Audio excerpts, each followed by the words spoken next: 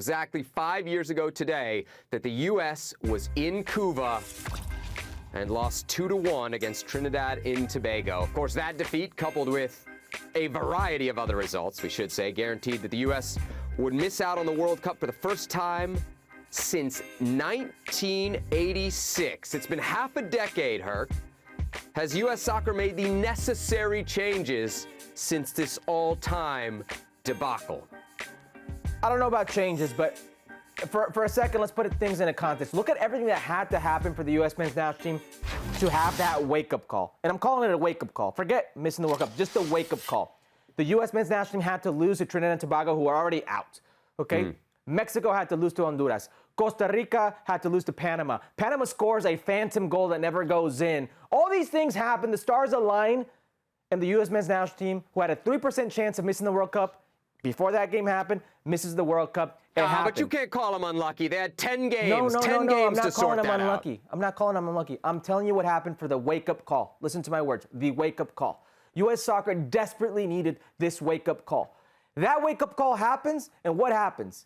Was it a fair U.S. men's national team coaching search? Is that what happened? Or did Jay Berhalter, the number 2 most powerful man in the federation, hire his brother? Were there only 2 people who were actually interviewed? Was Tata Martino, who at that time was killing it, not even in the running because he didn't speak English? Julian Lopetegui, who actually was interested in the job, didn't speak English. You can't have it. So what I'm trying to tell you right now, how much has really changed? Greg Berhalter took a group of young players, a pool of young players, and pretty much said, all these veteran players, you are out. That pandemic hit, which I think actually gave Greg Berhalter time with these young players, got rid of these older players, and he stuck with them. And somewhere along those lines, you saw growth of a lot of different players, prime players today in the U.S. men's national team. But if you're asking me if enough has changed in U.S. soccer, no. Look at everything that transpired under their umbrella, on the men's side, on the women's side, who is still involved, where they are involved. Not enough has changed in these 5 years. It's going in a better direction, sure, but because where the bar was. Yeah, I like how you called it a wake-up call, because it really did feel like something so dramatic that things had to be done. If you remember, Sunil Gulati was the president of U.S. Soccer at that time. He'd basically been in charge for more than a decade. He took over in 2016.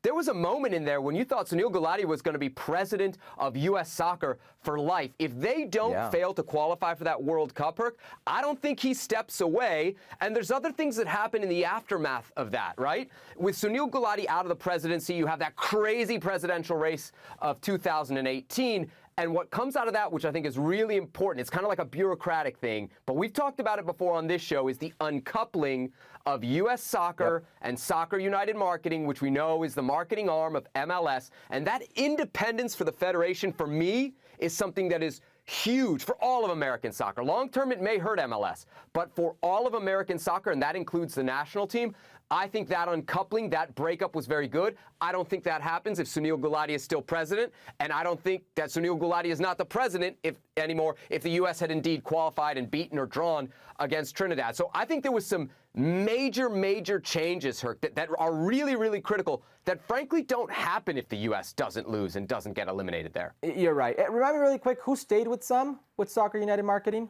U.S.'s main rivals south of the border, of course. FMF keeps the model going. The other thing I would point out, if we want to complain about things that haven't changed, if you remember, after that defeat, people were talking about a lot of big picture things that were wrong in American soccer. And something that came up a lot, which is very near and dear to me as a former youth soccer coach, is the pay-to-play model for kids, right? Because if you don't have a free or a cheap or an accessible system, you don't get a lot of people in that system. Your national team is going to eventually suffer for that.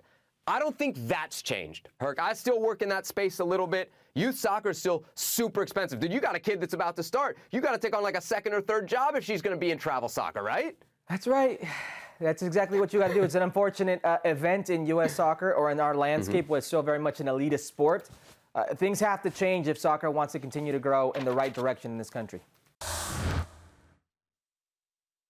Well, thank you very much for watching ESPN on YouTube. For more sports highlights and analysis, be sure to download the ESPN app. And for live streaming, premium content, and let's not forget as well, ESPN FC 7 days a week. Subscribe to ESPN+.